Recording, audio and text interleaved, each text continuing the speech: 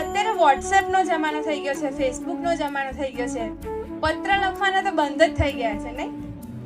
તમારી બધાની ભાષામાં કહીએ, આપણી ભાષામાં કહીએ લેટર. તો આજની કવિતા છે મારી પત્ર ઉપર.